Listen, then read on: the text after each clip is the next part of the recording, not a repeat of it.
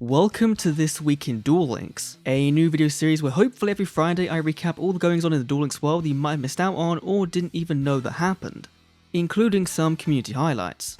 So if you enjoy this video style at all, please let me know down below, and since we're on our way to 45,000 subscribers, hitting that subscribe button down below would be much appreciated as well. Anyway, let's jump right in.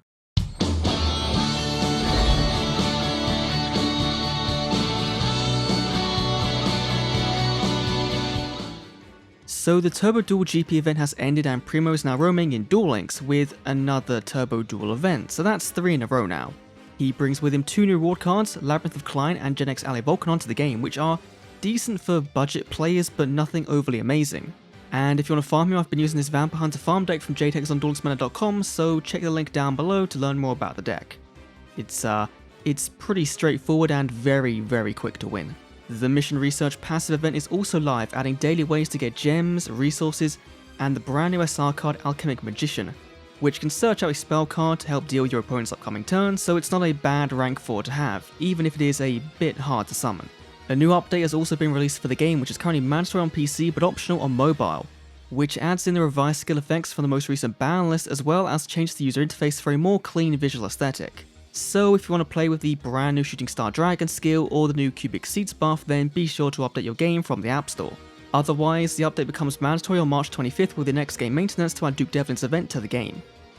And speaking of Duke, early V-Jump scans were revealed and we had our first official look at the character and his event, seemingly confirming we're going to be getting a DM World Duke instead of a Dark Dimensions World Duke, at least from a design perspective. This will be our first new DM World character in 2 years or so that's really good news for 45 levels worth of rewards.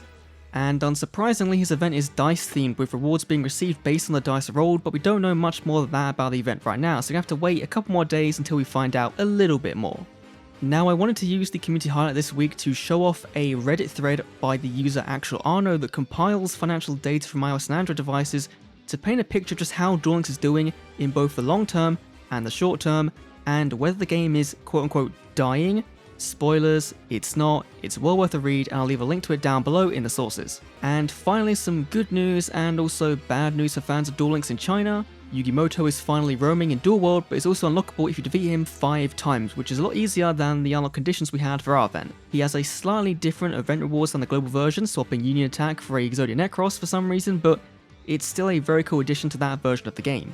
There's also a new mini-box in that version of the game, bringing in ultra rares such as Dark Magician of Chaos, Sakuretsu Armor, and Spellbook of Wisdom, which we know from Global Duel Links all came out like years after each other, so continuing that trend of being its own thing, also bringing hazes to the game by the card trader and this box, so it's a win-win for everyone in that regard. But unfortunately it appears NetEase and Konami are cracking down on users from outside China, with some players reporting that they need to provide a Chinese ID number to play the game for longer than 60 minutes, and after that they may not be able to log in for another 15 days.